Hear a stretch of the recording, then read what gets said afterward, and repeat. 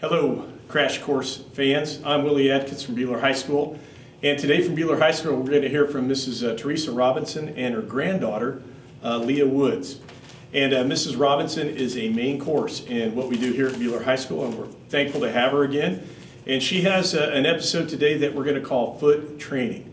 So it's going to be foot training from Miss Teresa Robinson and her granddaughter, Leah Woods. Okay, so today we're going to talk about foot training, and I'm finding the importance of having mobility and stability in the feet. In most recent seminars I've attended, they've talked about the foot being the second core.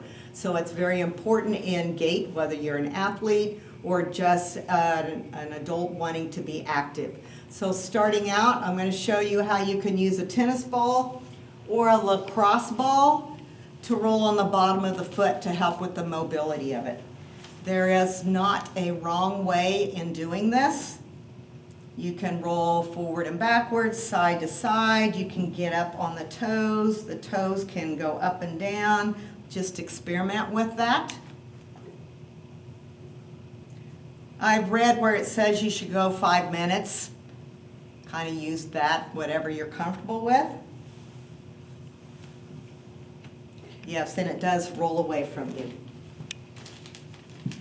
Okay, so after you've rolled the bottom of the foot to get the fascia warmed up, we're going to work on some mobility of the toes. So you're going to want to try to take your foot, pull those toes up, and spread them apart.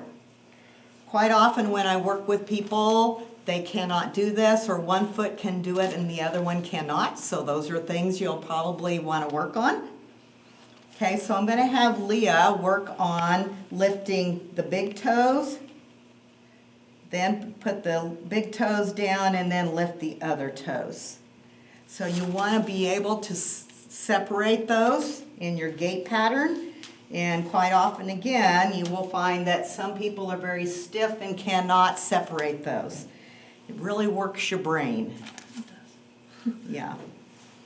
As you put that big toe down, it activates muscles all the way up the legs and into the core. So that's where that connection is. Okay, so after you've done most of these, I tell people to do 5 to 10 repetitions. Okay, so now she's going to work on trying to do some mobility. So you're just going to raise like you're, quote, running in place. And again, I would do maybe 10 total.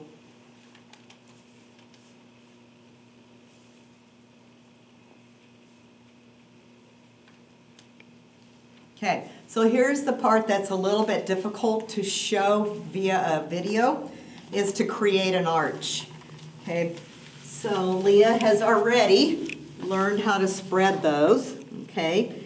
And to create an arch, you're not going to scrunch your toes. Think you're trying to slide the big toe and the heel together. And you can see how her arch comes up. That's called the short foot. And that helps connect those muscles up the legs into the core. So you can work on that. And again, I've had some toe surgery, so I have more trouble activating on that foot. So that is some areas that you can work on, maybe on the foot that's the more challenging.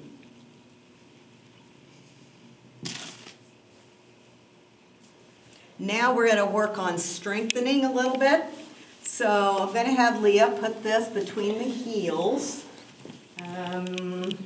If you need to hang on, because this does challenge your balance, so now she's going to come do some heel raises. With the ball there, it keeps your heels stable so they don't roll out or in. So she's doing really well. She's a cheerleader. She's got good balance. Some of us have to hang on to things. Okay, again, 5 to 10 of those. Okay, so now I'm going to have her sit down. And we're going to call this wringing your foot. So it's like you're wringing out a towel or a washcloth. So you're working on the mobility in all of those toes. And again, there's not a wrong way other than one's going the opposite direction.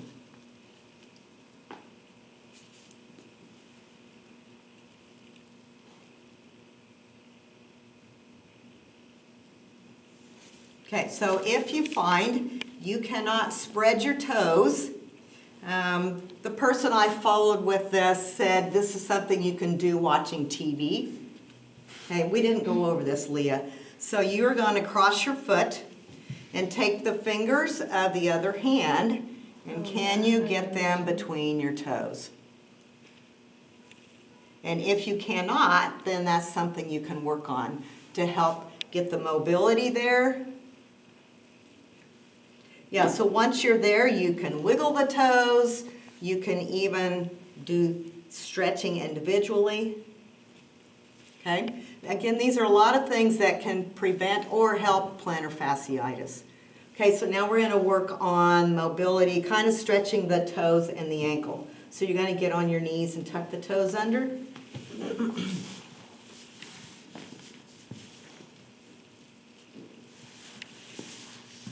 So she's trying to get, we've worked on warming up those toes, now she's stretching them. Plus it also works on the dorsiflexion of the foot. Okay, so then the other one to get the toes and that ankle is here, and you can sit back if you can onto those. And I have found a lot of our athletes here at the high school, see how she can't get that one quite as flat. This is her balanced foot, so that one is better. Okay, so we have worked on some mobility and stretching, so now I'm going to show you some balance strengthening type things. Okay, so after we've done mobility, now we're going to work on stability and proprioception. So one of the things you can do anywhere is just work on balance. So like we started out, I'm going to have her spread those toes. Okay, so here's where I'm going to talk about, Dan John talks about how the big toe speaks to the belly and the butt. So you want to make sure that your big toe, your little toe, and your heel have equal pressure. It's called your tripod. Okay? So if you are one that walks or runs, when this toe comes off, then you're not going to be able to activate the core and the buttocks as well in your gait pattern. So practicing in balance. So Leah, I'm going to have you spread those toes, think about equal pressure, and I'll have you balance on one leg. So you decide which one. And that is something you can just practice, again, anytime, anywhere. So we'll have her try her right foot. It's not quite as stable because we always have one that's a little better. Okay. In addition to working on single leg balance, body weight squats are a great way to work on that tripod and the mobility in the ankles. So I'm going to have Leah do a body weight squat. Your goal when you get there is to not let those toes lose that pressure into the floor. Quite often when people go into that squat, they'll have a foot that goes off and they've lost that connection. Your gait pattern will probably not be as effective on that side. Okay, so you can use a 5-pound plate or a dumbbell. You're going to do a single leg. So I'm going to have you stand on one foot, and you're going to do a shoulder press. Okay. One leg? One leg. So again, she's working on dynamic balance. Stay on that foot, sorry, and I should have told you that. This is a sequence, so it really works on the stability and endurance of that foot. So you would do 5 of those. So now you're going to hold that weight in front and do a reverse lunge with the right leg going back. And again, you could do 5 of those. Okay. Next exercise is a split stance. So the right leg is back, you're going to do a bent over row. So again, if you want to really work on the balance, that back leg is your kickstand. Most of the weight is on the front foot. Okay, the most challenging one is the one-legged Romanian deadlift, or RDL. This one? Mm-hmm.